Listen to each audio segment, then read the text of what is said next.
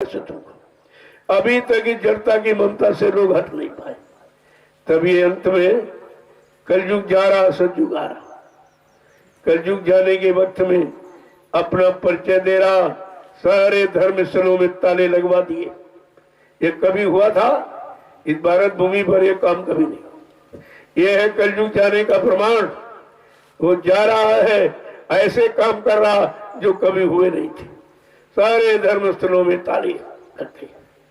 उसने सिद्ध कर दिया जाते जाते कि देख, इनमें कुछ नहीं, न देवी है, न देवता है, न भगवान है, न खुदा है, न गॉड है, न कोई गुरु है, इनमें कुछ नहीं। ये सब है बनावट, दिखावट। ये सिद्ध किया है। देखो जाने में और क्या कर रहा है। इनको मार रहा, उनको गिरा रहा, उनको ये कर रहा, उनको ये सब सफाया कर देगा, क्योंकि अपनी सारी व्यवस्था इसने सबको दी है। अब वो जाने की तैयारी में है, कह रहा हमारा कर्म कर्जा दे दीजिए। जो मैंने तुमको, जब तुम्हारी जीवात्मा इस मानव शरीर में आई थी, तो मानव शरीर को रखने के लिए मैंने जो जो प्रबंध किया, हमारा सामान दे दीजिए। क्या आप कर्म कर्जा चुका सकते हो? रुपए, पैसे, धन दौलत, सामान का तो कर्जा दे सकते, लेकिन कर्म कर्जा कैसे चुकाओगे? जो कुंटलों शराब पी के पेशाब बना दी, मुर्गा मीट खा के लैट्रिन बना दिया, इनको मारा काटा, सताया, अपमानित किया, झूठ छल कपट, बेईमानी, धोखाधड़ी, ये सब आपने किया। और मानव अनमोल मंदिर को में आपने मुर्दा मांस, पशु पक्षियों का डाल के और बुद्धि नाशर नशा शराब का प्रयोग करके इसको गंदा कर दिया। अब ये कर्म कर्जा आप कैसे चुकाओ? और कलयुग कह रहा मैं जा रहा हूँ, और अपना कर्म कर्जा मांगेगा आपसे, आप दे पाओगे? इसी कर्म कर्जे के भुगतान के लिए संत सदगुरु आए और आपको पूरा रास्ता बताया कि जल्दी से परमार्थी सेवा करके अपने कर्म कर्जे का भुगतान कर लो, नहीं बहुत मारेगा, बहुत पीटेगा, बहुत घसीटेगा। ये कलयुग ऐसे नहीं जाएगा, ये कुछ करके जाएगा, ऐसे नहीं चला जाएगा। कोई अपना घर ऐसे छोड़ता है? तो कलयुग इतने दिनों से रह रहा है, इतने मतलब यानी अब एक महापुरुष कह रहे नहीं, तुझे जाना पड़ेगा। इतनी बड़ी क्षमता, इतनी बड़ी शक्ति, जिसने कलयुग को यानी चैलेंज कर दिया, तुझे जाना पड़ेगा और तेरी जगह पर सतयुग को आना पड़ेगा। ये किसी ने बलपूर्वक नहीं कहा। ये सब आपको सोचना चाहिए। ये तो शब्द कभी नहीं मिले थे, कभी किसी ने उच्चारण किए नहीं। आज एक कानों में आवाज कैसी पहुंचाई जा रही? नहीं, पहले भी कहा था कि कलयुग जाएगा और सतयुग आएगी, ये कहा। अब क्या कहा जा रहा? कलयुग जा रहा है, सतयुग आ रहा है। बात को समझिए आप पहले। अब जब जा रहा है, जैसे तूफान जा रहा, तो पेड़ पौधे मकान सब गिरा था, सब चौपट करता चला जा रहा, तभी तो मानोगे तूफान आया था। अगर कोई नुकसान न हो, कोई नहीं मानेगा तूफान आएगा। अगर तूफान से को रोक दिया जाए और ना आने दिया जाए, तो तुम कभी विश्वास नहीं करोगे कि तूफान है भी कि नहीं है। लेकिन ये होगा जरूर। जब होगा तभी तुम मानोगे। जब 60 साल मथुरा में सारे देश में 10 जुलाई 1952 से ये संदेश दिया गया, आने वाली मुसीबत आपत्तियों को बराबर इशारा किया गया, पूरी भविष्यवाणी भी की गई कि आगे ऐसा समय आ रहा, इतना खराब होगा जिसमें जीव अपने आप को बचा नहीं पाएंगे।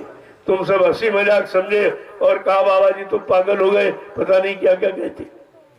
बात तो सही है। वो दिव्य दृष्टि से देख के कह रहे भूत भविष्य वर्तमान को, और तुम अपने वर्तमान का भी नहीं जानते। अभी क्या हो जाएगा ये भी आप नहीं जानते, ये भी तुम्हारे पास उसकी जानकारी नहीं। फिर है किस बात की? काहे के ज्ञानी ध्यानी विज्ञानी।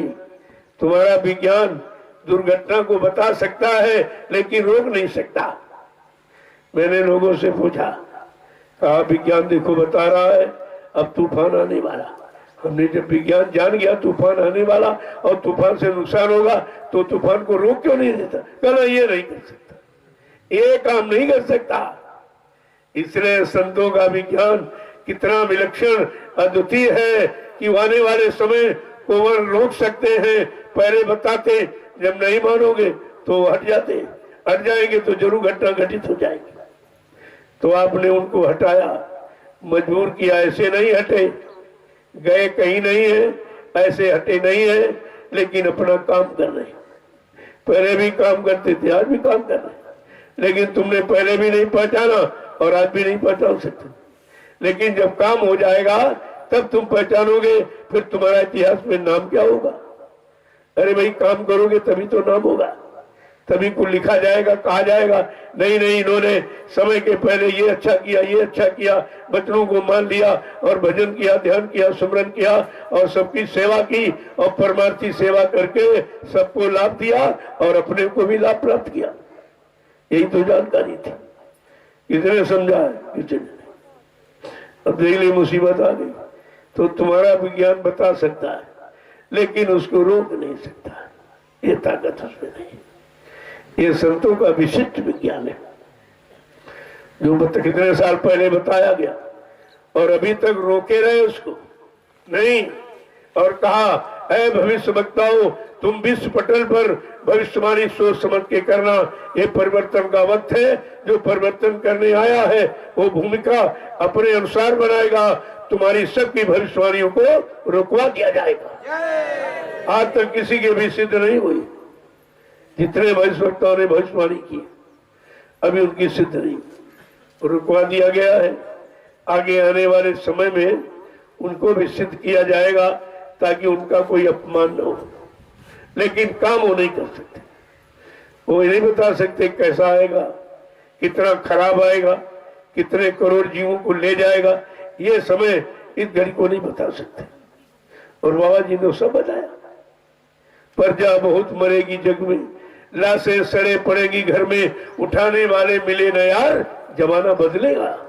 कितने पहले कहा गया था, सन 80 से बराबर चेतावनी दी रही, 80 से और ये 20 और ये मतलब यानी 40 वर्ष, 40 से 41 वर्ष से बराबर आपको सचेत किया जा रहा, सूचना दी जा रही, आगे आने वाली घटनाओं के बारे में जानकारी दी जा रही, कितनी खराब, कितना दुखदाई और कितना सामान और इंसान को नष्ट करने वाला होगा, ये सब जानकारी आपको दी।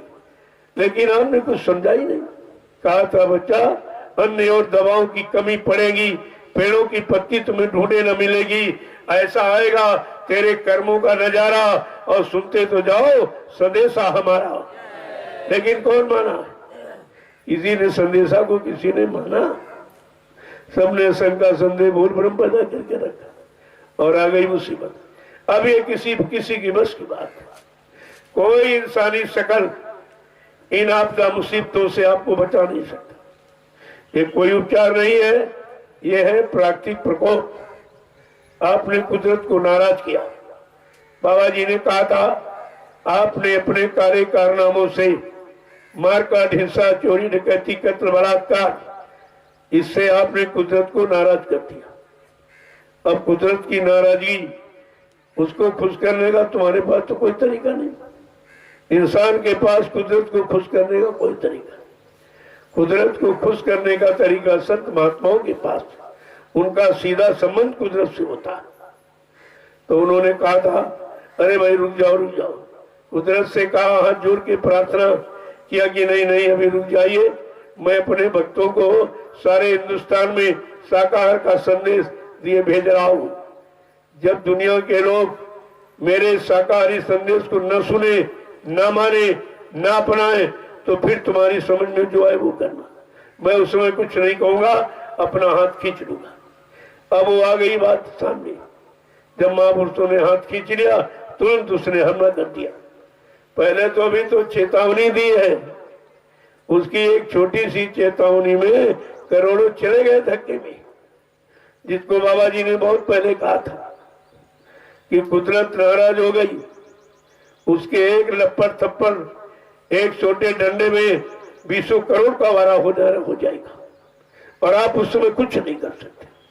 कितने पहले बाबा जी गुरुदेव जी महाराज ने आपको सचेत किया, इशारा संकेत दिया, लेकिन किसी ने आज तक समझा। जब उनके भक्त नहीं समझ पाए, जो अपने आप को उनका शिष्य बाबा जी का कहते थे, वही सब शरण और चरण छोड़ के भाग गए और बचनों को भूल गए, तो दुनिया वालों को क्या कहा जाए जिन्होंने वचन सुना ही नहीं था। जिन्होंने दर्शन दीदार किया ही नहीं था, उनके लिए उनको तो क्षमा हो सकता, लेकिन तुम्हें क्षमा मिलेगी?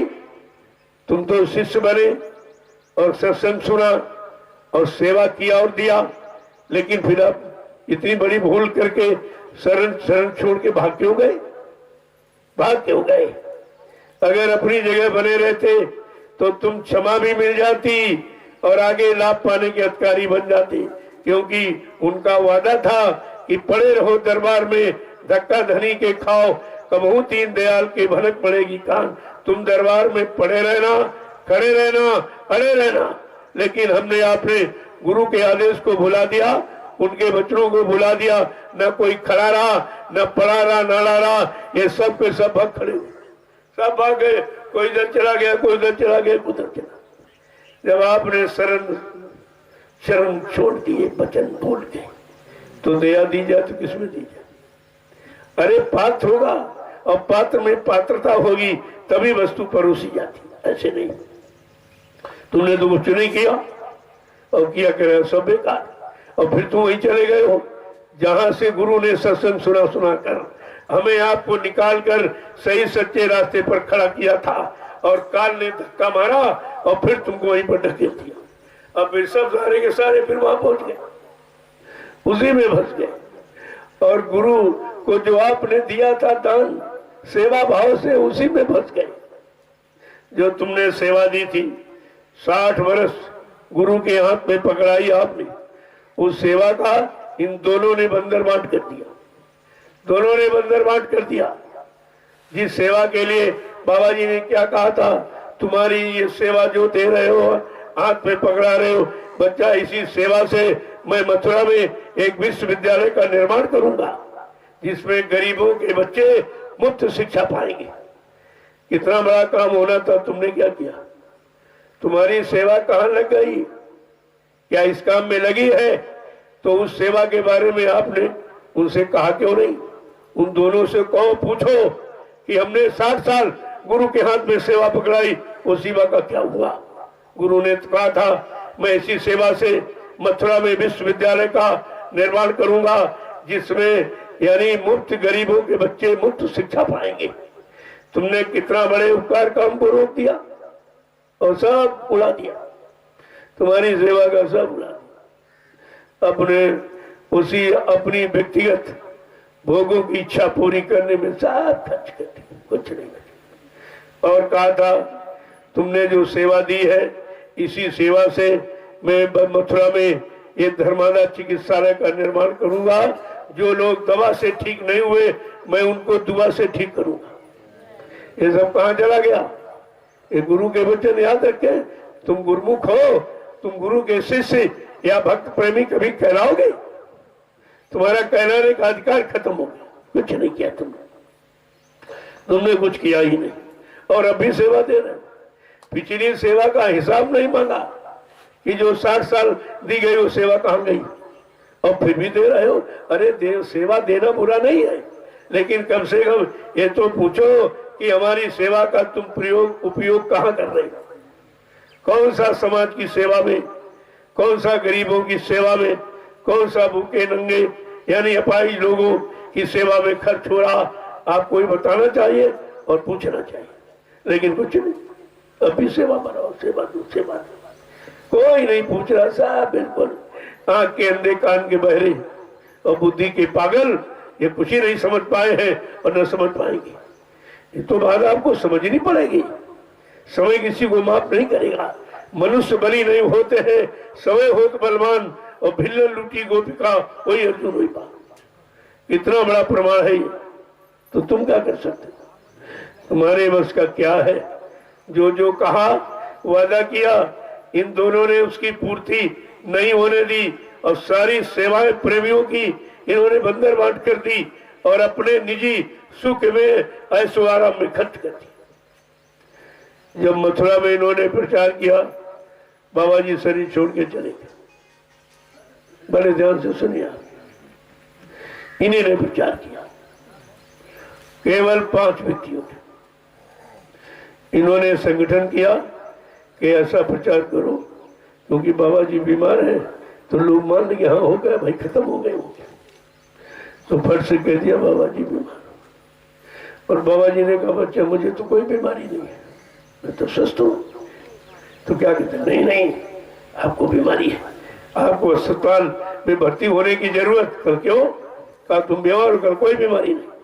जबरदस्ती गाड़ी में बैठा कर मेदांता की तैयारी कर दी। जब मेदांता पहुंचे, गाड़ी खोली तो कुछ नहीं था, गाड़ी खोली तो कुछ नहीं। वहीं से इनको शंका पैदा हो गई कि हम संगत को बताएंगे क्या, यहाँ तो कुछ नहीं, लीला हो गई, अंतर्ध्यान हो गए। क्या किया, क्यों किया? ये समृद्ध महापुरुष की शक्ति का पहला परिचय।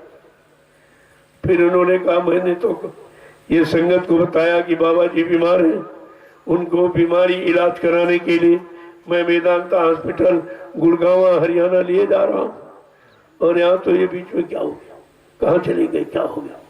अरे ये मूर्खों को नहीं अकल आई, जो जिंदा गायब हो सकता है, कहीं जा सकता है, वो कितनी बड़ी शक्ति ताकत लेकर भूमंडल पर आया है, ऐसे थोड़ी आया।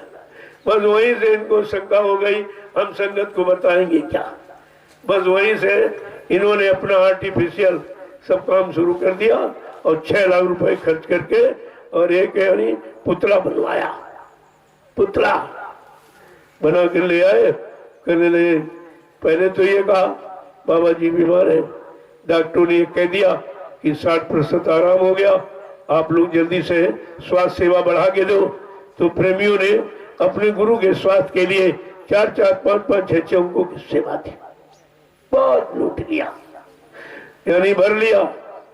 जिंदे के नाम पर लेते रहे, अब मुर्दे के नाम पर ले रहे।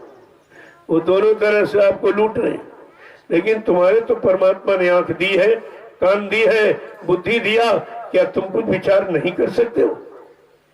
और कहते मैं, डॉक्टरों ने फिर कहा कि नहीं नहीं अब बाबा जी को मथुरा आश्रम ले जाओ।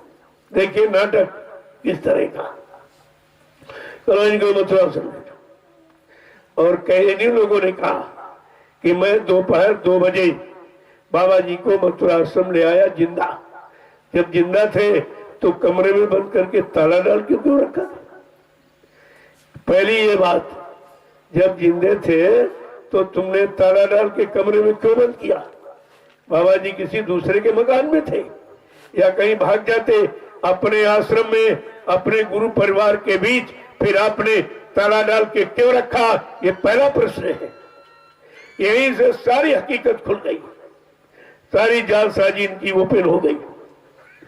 तो फिर और कितने दिन, और ये प्रचार कब किया? मौत का प्रचार रात को 9:52 पर कहा बाबा जी ने शरीर छोड़ दिया। तो मैं आपसे ये पूछता हूँ, दोपहर 2 बजे और रात 9:52 बीच का समय कितना रहा? लगभग 8 घंटे का। यानी 8 घंटे बाबा जी जिंदा रहे इनके कहने के अनुसार। तो 8 घंटों में तो सारे प्रेमियों को दर्शन करा दिया गया होता, आज कोई शंका का विषय नहीं था। मैं आपसे भी पूछूंगा कि आपने बाबा जी के शरीर को खोल के देखा था?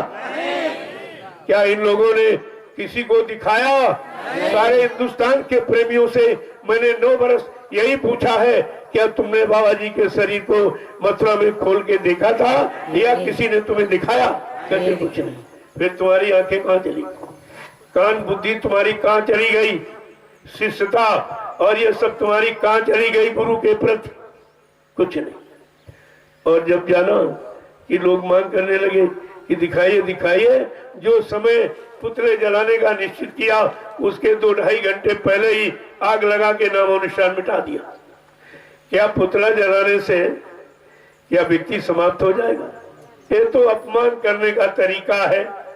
आज भी राजनीति क्षेत्र में किसी का अपमान करना चाहते हो तो मुर्दाबाद के नारे लगाते हो, और बड़ा अपमान करना चाहते हो किसी चौराहे पर उसका पुतला बना के जलाते हो। ये अपमान की बात, और तुमने गुरु का दोनों तरह से अपमान किया।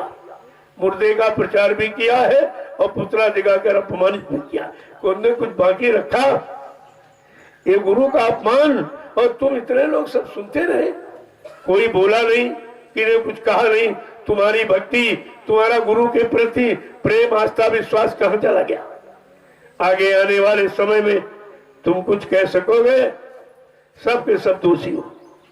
सही सच्ची बात तुम्हारे मुंह से नहीं निकली। तुम्हें कहना चाहिए था, भाई गुरु महाराज चलो बीमार है लेकिन जीवित है तो दर्शन तो करा दो, दर्शन करा दीजिए। ना तुमने कहा ना उन्होंने किया। दोनों अपराधी हो। वो 5 है, तुम 45 करोड़ हो। दोष तुम पर है, उन पर है। सबसे बड़े दोषी तुमने ये सब कहा क्यों नहीं? जब मैं निकला 28 मई 2012, ठीक 10 दिन बाद मैं तुरंत निकल पड़ा। सबसे पहले मैं दिल्ली पहुंचा कि एक बार शासन प्रशासन को सूचना दे दे। कोई ये न कहे कि बाबा जी के बारे में हमारे से कोई सूचना नहीं दी। तो मैं सूचना देने गया। कोई आंदोलन, हड़ताल, धरना, घेराव करने नहीं गया था। गुरु की सही सच्ची जानकारी देने गया। मैंने 1.5 घंटा मीडिया से वार्ता किया। मीडिया ने फुल चैनल खोला, पत्रकारों ने कैमरे खोले, लेकिन छापा निकाला कुछ। आज तक कुछ नहीं उसके बारे में। फिर मैंने ये भी कहा, अगर आप लोग कोई सुनवाई कार्रवाई नहीं करोगे, मैं ठीक 1 सप्ताह बाद फिर आ जाऊंगा। जब कोई सुनवाई कार्रवाई नहीं की, ठीक 1 सप्ताह के बाद मैं फिर पहुंच गया। प्रेमियों ने राष्ट्रपति को ज्ञापन दिया, उनसे रिसीविंग ली। मैं 4 महीने मैंने बैठकर भारत सरकार का इंतजार किया कि बाबा जी की मौत के बारे में भारत सरकार कोई न कोई निर्णय लेगी, लेकिन आज तक तो कोई निर्णय ही नहीं। तब मैंने निर्णय ले लिया, मैं अपनी उस सत्य की आवाज को सारे हिंदुस्तान के प्रेमियों के कान तक पहुंचाऊंगा। मैं अकेले निकल पड़ा। साथ में 2-1 लोग साथ में रहे। ये उनकी सबसे बड़ी भक्ति है, सबसे बड़ी गुरु भक्ति है, सबसे बड़ा भजन उन्होंने किया। जो ऐसी आपातकालीन स्थिति में जब 45 करोड़ डर गए, जो मेरे साथ 2-1 रहे, उनकी कितनी बड़ी गुरु भक्ति है। उन्हें कुछ करने की जरूरत नहीं पड़ेगी। और जब मैं निकला, मैंने आवाज लगाई, गुरु का सत्य वचनों का प्रचार मैंने प्रारंभ किया। तो सुना तो, लेकिन साथ में किसी ने नहीं दिया। कभी 2-4 10 लगते, कभी हट जाते, 150 जुटते, फिर हट जाते, क्योंकि मेरे पास कोई पैसे देने का तो जुगाड़ था नहीं। क्यों? मैं सेवा मांगता ना था, न पहले मांगी ना आज मांगता हूं। जो लोग सेवा श्रद्धा भाव से दे देते थे, उसी से ये सब प्रचार चलता रहा। धीरे धीरे धीरे धीरे 3 वर्ष मैंने ऐसे काटे कि दिन भर बोलता और रात भर चलता। न भोजन, न पानी, न नींद, कुछ नहीं, कि किसी तरह से ये वचन लोगों के कान तक पहुंच जाए। बड़ा संघर्ष तो आज भी है। आज भी कोई सहयोग नहीं दे रहा। सब निंदा, आलोचना, बुराई में आज भी जुटे पड़े। सहयोग कोई नहीं दे रहा। जब तुम गुरु के सच्चे काम में सहयोग नहीं दोगे तो गुरुमुखी कैसे कहलाओगे? गुरु के भक्त, शिष्य, प्रेमी, आशिक कैसे आप कहलाएंगे? तो कहने का मतलब है, तब भी नहीं दिया, अभी नहीं दिया। तब नहीं दिया, मैंने क्या बंद कर दिया था? मैं अपनी सत्य की आवाज, सतगुरु के बच्चों की बराबर खोलता रहा, लोगों को सुनाता रहा। सारे हिंदुस्तान में घूम घूम कर ये 9 वर्ष में ये बगीचा तैयार हुआ जो आज आपके सामने बैठा। 9 वर्ष इतनी मेहनत की गई, ऐसे थोड़ी हो गया। अरे उन दोनों के पास कोई नया जीव नहीं, वो तो पुराने हैं। वो तो बाबा जी के जगाए हुए सब जीव वहां है, पुराने हैं। उन्होंने कौन सा एक जीव जगाया?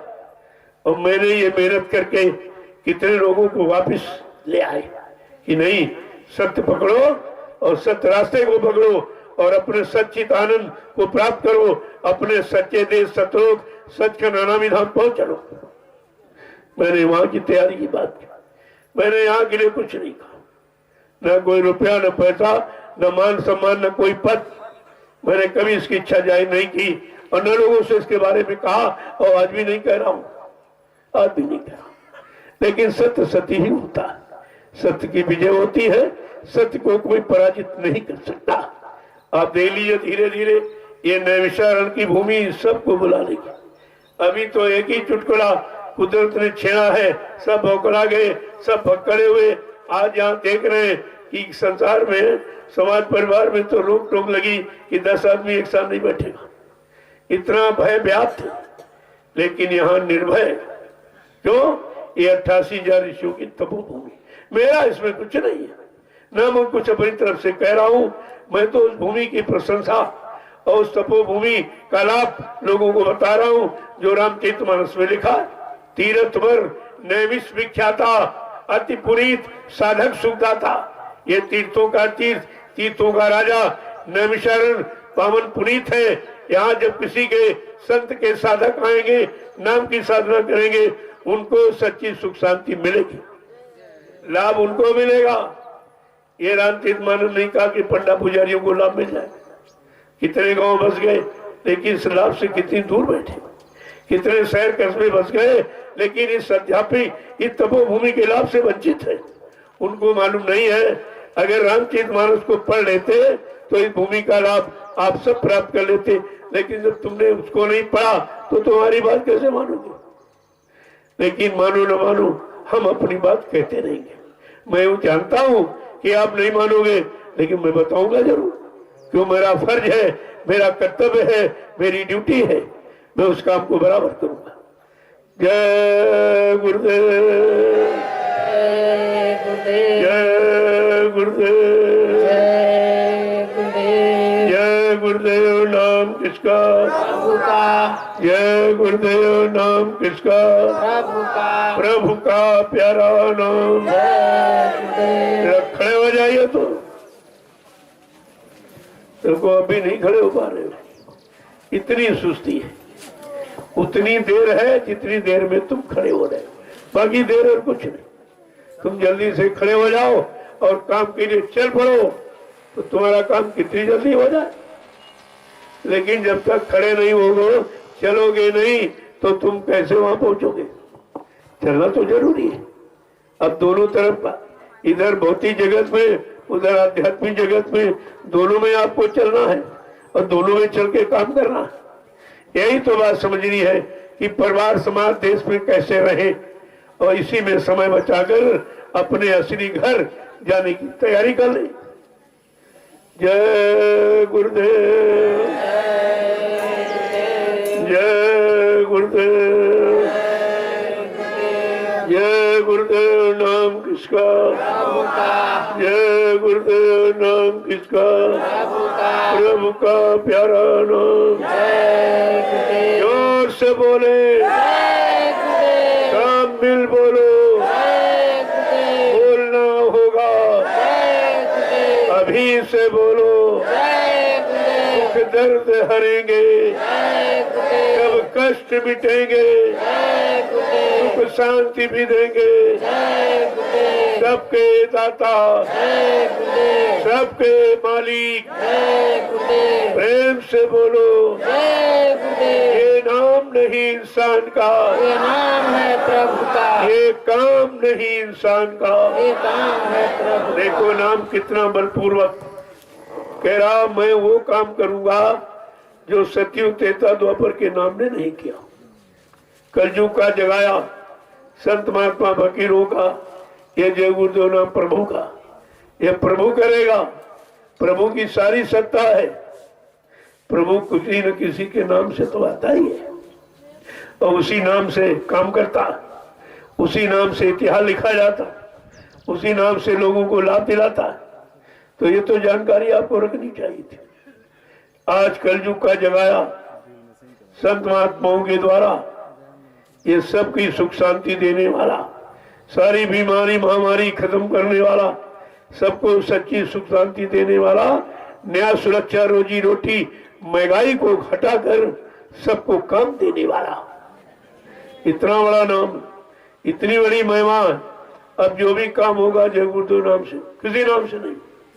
किसी नाम के चक्कर धोखे में मत रहना, कोई काम कर ही नहीं सकता। काम होगा जय गुरुदेव प्रभु नाम से, क्योंकि प्रभु की ये सारी सत्ता है। मृत्युलोक से लेकर सतलोक अलग अगम अनाम तक, जब परमानेंट सत्ताधारी स्वतः आ गया नाम लेकर के, उसके काम को कौन रोक सकता है? इसीलिए आपके सामने बलपूर्वक कहा गया था, मैं परिवर्तन करने आया हूँ, परिवर्तन करके ही जाऊंगा। कोई माई का लाल हमें इस परिवर्तन से न रोक सकता है, न मेरा काम कोई कर सकता है। ये सब आपको बताया गया। 9 वर्ष मैंने राष्ट्रीय मंच लगाकर यही संदेश दिया। अपने स्वार्थ लोभ लालच की कोई बात नहीं, अपने नाम का, अपनी जाति का, अपने गांव निवास का प्रचार नहीं किया। मैंने सदगुरु की अखंड वाणी, अमृत वाणी का प्रचार किया, जो जीवों को लाभ देने वाली। अपना प्रचार करने में लोगों को क्या हम दे देते? हमको कोई अपना इतिहास थोड़ी लिखाना, अपनी कोई मशहूरी नहीं करना, कोई मान सम्मान के झगड़े झंझट में नहीं पड़ना, अपने घर जाना। इस बात को आप हमेशा मद्देनजर रखिए। जय गुरुदेव। आज सारा हिंदुस्तान चकाचौंध है तुम्हारी ये परमार्थी सेवा को देखकर, तुम्हारा ये पारस्परिक मेल मिलाप देखकर। बड़ा आश्चर्यजनक कहते हैं कि 10 आदमी मिलने में बीमारी का खतरा है, यहाँ हजारों आदमी एक साथ बैठे हुए हैं, बहुत प्रेम प्यार मोहब्बत से रह रहे, कोई बीमारी नहीं, कोई झगड़ा झंझट, क्योंकि यहाँ कोई अशुद्ध खान पान नहीं कराया जाता, अशुद्ध कर्म करने की कोई शिक्षा नहीं दी जा रही। ये दोनों चीजें बीमारी आने का केवल एक ही कारण है कि तुम्हारा गंदा खान पान। जैसे डीजल पेट्रोल 2 आयल है, और पेट्रोल वाली मशीन में अगर तुम डीजल डाल दो ये समझकर ये भी आयल तेल है, वो खराब हो जाएगी, वो खराब हो जाएगी, चलेगी नहीं। ऐसे ये परमात्मा की बनाई मनुष्य की मशीन, ये परमात्मा की बनाई, किसी विज्ञान इंसान ने नहीं बनाई है। तो परमात्मा ने इस मशीन को सुचारू रूप से चलने के लिए इसका ऊर्जा, ताकत, तेल, आयल अलग बनाया। सीजनल अनाज, सीजनल दालें, सीजनल सब्जियां, फूल फल, दूध, पत्ते, मलाई, मेरे, ये सब बनाया। ये है संतुलित आहार, सात्विक आहार। जब सात्विक आहार करोगे तो सात्विक विचार आएंगे, तामसी आहार करोगे तामसी विचार आ जाएंगे। तो ये तो भोजन पर आधारित है। जैसा करो आहार वैसे बने विचार, ये सिद्धांत है। हम जैसा आहार करेंगे हमारे विचार वैसे ही बनेंगे।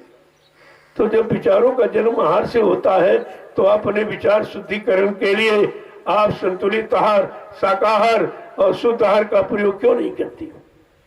नहीं करोगे परेशान हो जाओ, मनुष्य मशीन खराब हो जाएगी कि दूसरा तेल आप डाल रहे हो, और जब खराब हो जाएगी उसी खराबी को आप बीमारी कहते हो, खराबी को ही आप बीमारी का नाम दे रहे हो। जय गुरुदेव।